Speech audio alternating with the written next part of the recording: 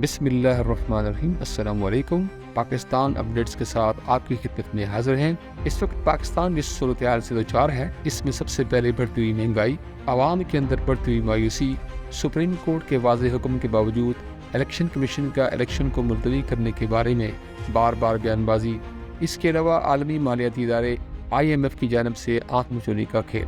ناظرین اکرام، 2 ماہ سے حکومت IMF سے ڈائلاگ کرنا چاہ رہی ہے، لیکن کبھی وزارت داخلہ کی طرف سے یہ تاثر دیا جاتا ہے کہ IMF کو پاکستان کے ایٹمی ہتھیاروں اور لانگ رینج میزائل پروگرام کے حوالے سے تحفظات ہیں، اور کبھی یہ کہا جاتا ہے کہ IMF کی شرائط نہایت سخت ہیں، لہذا حکومت متبادل کے لیے دوست ممالک کی طرف دیکھ رہی ہے۔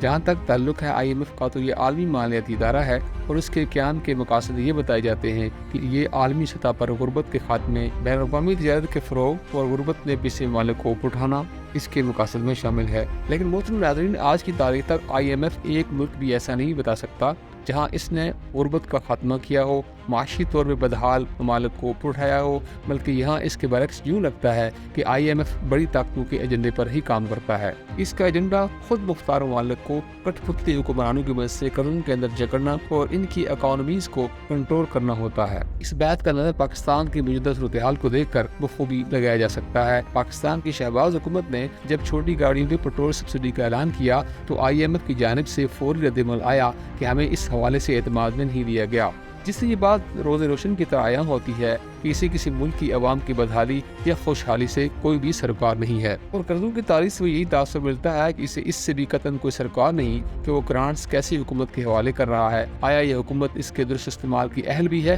یا محض کرپشن کے ذریعے ضائع کرنے والی ہے؟ اب آئے داخلی معاملات کی طرف، تو وزارت داخلہ ملک کا ایک عام ادارہ ہے جس کے وزیر بدقسمتی سے رانا ثناء اللہ ہے۔ چنانچہ رانا ثناء اللہ اور مریم نواز بار بار عمران خان کو لائف تھریٹ دے رہے ہیں، جس سے لگتا ہے کہ یہ لوگ بالکل بھی سیاسی بصیرت و اہلیت سے آ رہی ہیں۔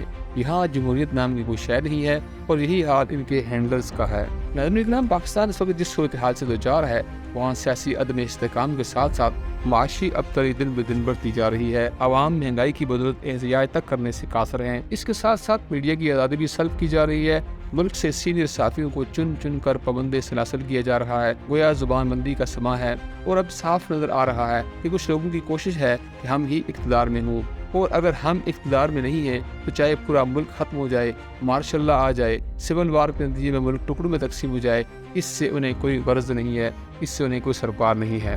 فاقے میں بدہن وہی 1971 والے حالات بنائے جا رہے ہیں جس کا ادراک اس وقت کی لیڈرشپ سمیت کسی کو بھی نہیں ہے۔ ہم بحیثیت قوم تاریخ سے سبق سیکھنے سے آ رہی ہے، اور پھر بار بار ایک ہی سراغ سے ہمیں ڈسا جا رہا ہے۔ ناظرین، PTI کی طرف سے الیکشن کمیشن کے خلاف سپریم کورٹ کو خط لکھ دیے گئے ہیں، جن میں الیکشن کمیشن اور موجودہ حکومت کے خلاف آرٹیکل 6 کے استعمال کا مشورہ دیا جا رہا ہے، جس میں یہ کہا گیا ہے کہ یہ آئین کی سری خلاف ورزی ہے جس پر سپریم کورٹ کو سو موٹو ایکشن لینا چاہیے۔ اگر supreme court of Pakistan article 6 کا اطلاق کر دیتی ہے، جو کہ بالکل ایک آئینی اقدام ہوگا، تو اس سے الیکشن کمیشن اور موجودہ حکومت دونوں چلتا ہو سکتے ہیں۔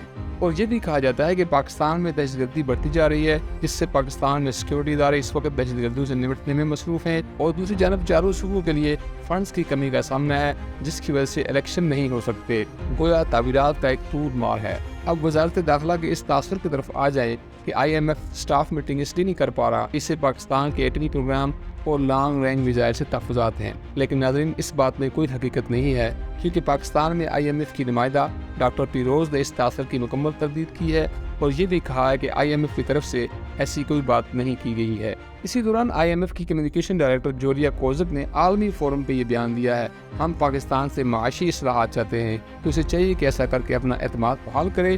ایشیائی ترقیاتی بینک کے علاوہ چین، سعودی عرب اور متحدہ عرب امارات بھی پاکستان سے معاشی اصلاحات پر عمل چاہتے ہیں۔ پھر یہ بھی کہا جاتا رہا ہے کہ IMF کا مطالبہ ہے کہ پہلے پاکستان اپنے دوست ممالک سے مدد کی درخواست کرے، اس کے بعد اسٹاف میٹنگ کا آغاز کیا جائے گا۔ تو ناظرین، موجودہ صورتحال میں پاکستان کے دوست ممالک میں سے کوئی بھی اس حکومت پہ اعتماد کرنے کو تیار بالکل بھی نہیں ہے، اور نہ ہی کوئی ان کی کوئی مدد کرنے کا حامی نظر آ رہا ہے، کیونکہ یہ حکومت ہی بغیر عوامی مینڈیٹ آئی ہے، لیکن ملک میں بڑھتی ہوئی بے روزگاری کی شرح تمام ریکارڈ توڑ رہی ہے۔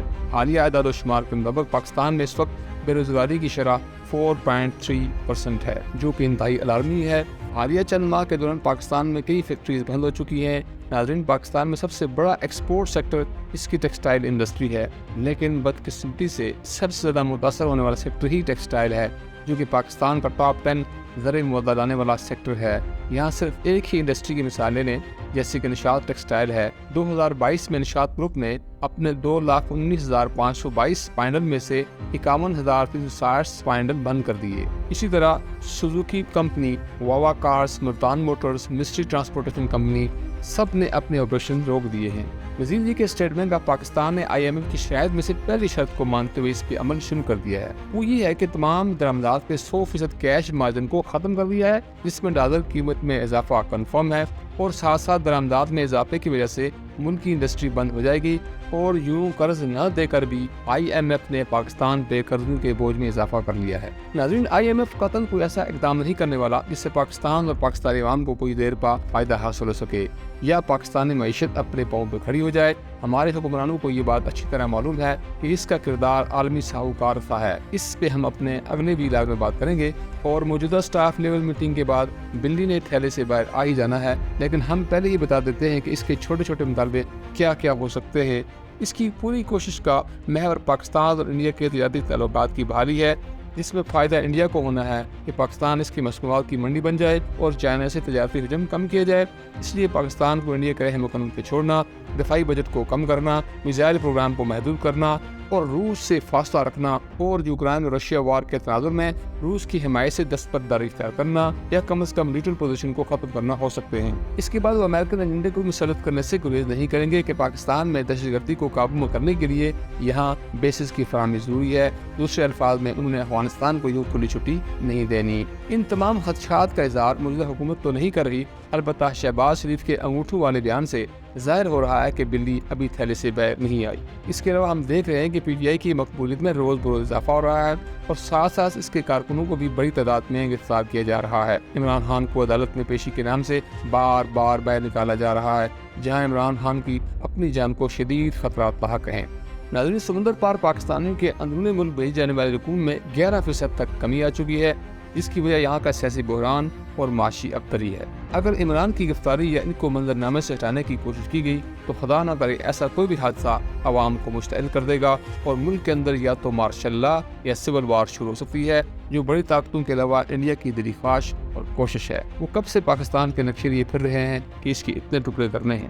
ہم اس چینل کی وساطت سے ارباب اختیار و اقتدار سے ملتمس ہیں کہ ملک میں بڑھتے ہوئے اس عدم برداشت کے رجحان کو کنٹرول کریں اور اس سلسلے میں عملی اقدامات اٹھائیں، کیونکہ یہ ملک کسی ایک سیاسی پارٹی کا نہیں ہے، بلکہ یہ سب سیاسی پارٹیز کا ہے، اور تمام پارٹیز میں پاکستانی عوام ہی ہیں۔ محترم ناظرین، یہ تھی اب تک کی اپڈیٹس۔ مزید اپڈیٹس کے لیے ہمارے چینل کو لائک، شیئر اور سبسکرائب کریں تاکہ آپ کو مزید معلوماتی اپڈیٹس بلا تعطل ملتی رہیں۔ اللہ حافظ۔ پاکستان زندہ باد۔